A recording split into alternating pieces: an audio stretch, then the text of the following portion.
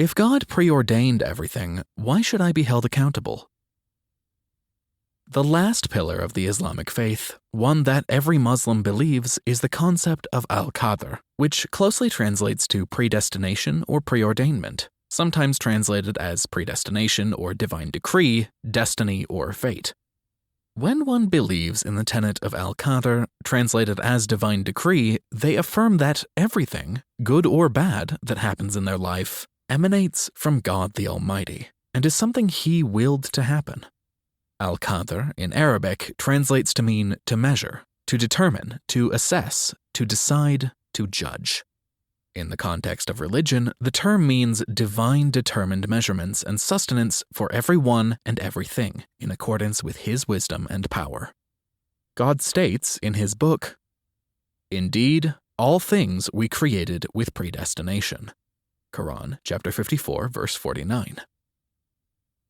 God, the Almighty, being all-knowing and all-wise, knows what we have done in the past, what we are doing now, and what we will do in the future, even before our birth. After all, can God be God if He doesn't know everything, including the future? Whereas humanity has the free will to make their own choices, everything happens only and directly through God's will and power. Before discussing the idea that if God preordained everything, why should we be held accountable, you must understand the concept of divine decree better. Al-Qadr, divine decree, comprises 4 components. The first component is the belief that God is all-knowledgeable. His knowledge encompasses all things. The Almighty's foreknowledge is infallible and complete. And with Him are the keys of the unseen. None knows them except Him. And He knows what is on the land and in the sea.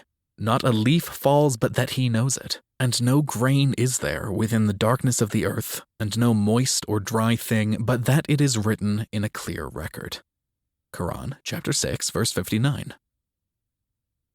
The second component of divine decree is the belief that Allah has recorded all happenings, everything from the beginning of time to the day of judgment, in a tablet. He has kept an account known as the Lawh al-Mahfuz, the preserved tablet. Each person's lifespan, substance, deeds, happiness, sorrows, and more are written and recorded on this tablet.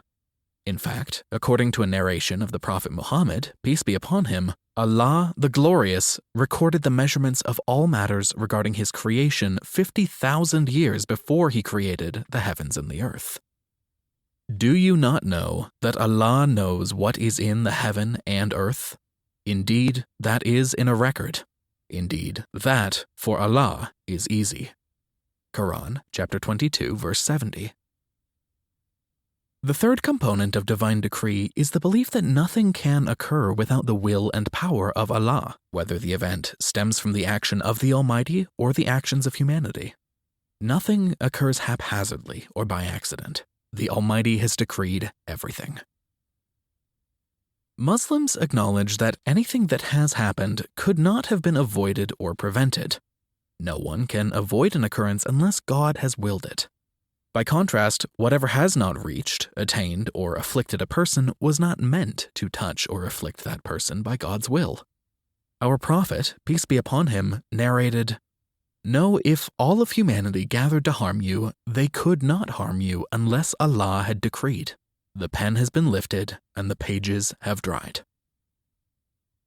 The fourth and last component of divine decree is the belief that Allah is the creator and originator of all things, and has created each thing and determined it with precise determination. Quran chapter 25, verse 2. If you question why you were held responsible for the choices and actions you make if God decreed all of them before your birth, you must realize that whatever was written about you was written only because you will make those choices on your own. You would not be making your choices in life because they were written beforehand. They were written beforehand because God can foretell the future, and He decided to write everything that will happen until the day of judgment on a tablet.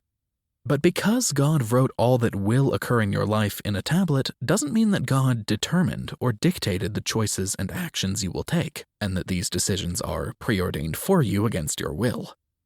God wrote all your actions because you will commit them. You did not commit them before God wrote them. Everyone has free will to make whatever choice they want. This concept may be difficult for some to grasp, and some may find its truth to be a contradiction to everything that has been said previously, but it is not, in fact, a contradiction. To summarize, what God wrote down in the beginning was written because you ultimately make these choices on your own. You will not make these choices because they were written because you will make those choices. The fact that God has written down all things does not change the truth that humans have the free will to choose their course of action. Just because each person's choices are known to God beforehand, because He is all-knowing, doesn't mean that one will not be held accountable for their decisions and actions on the Day of Judgment. God's knowledge of the future does not allow humans free agency to do as they wish. God forces nothing upon anyone. God will hold no one accountable for things out of their control or for something they cannot do. Allah is all-just and all-wise. He tests humanity according to their strength and what their soul can bear. Muslims acknowledge that whatever difficulty they face is surmountable and that they can resolve it. God does not burden any human being with more than he is well able to bear. Quran, chapter 2, verse 286. Muslims acknowledge that whatever befalls them is by God's will and plan, whether they understand or accept this. Muslims place their trust and reliance on God, as God brims with wisdom in all matters. Muslims affirm that God is all-loving, and He loves His servants more than even their parents do. Muslims affirm that whatever God does holds a good motive, so believers always assume the goodness of life and do not lose faith. Divine decree never will be fully understood and comprehended by humans, as the concept deals with the essence of God's power and will beyond that which our finite minds can comprehend. Muslims benefit from learning, believing, and understanding divine decree in several ways. Amongst its benefits is the peace of mind and contentment of heart that Muslims will attain if they acknowledge that nothing happens without a purpose. Muslims are confident that whatever has afflicted them could not have escaped them, and whatever missed them could not have reached them. God is in complete control of all happenings and events and predestines all. This recognition enables a believer to endure difficulties and hardships.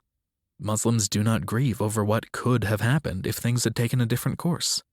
Muslims do not worry about the future because they know that tomorrow's events are written and predetermined.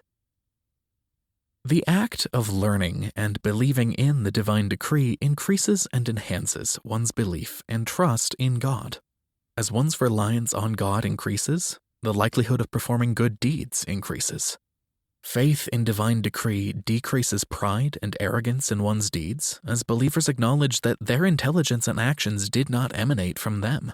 God is the source of all that comes their way. Belief in divine decree makes people refrain from fear, inspiring bravery as they acknowledge that no one can inflict harm on them without God's permission and the will of God. Without a strong belief in God, life would not be worth living.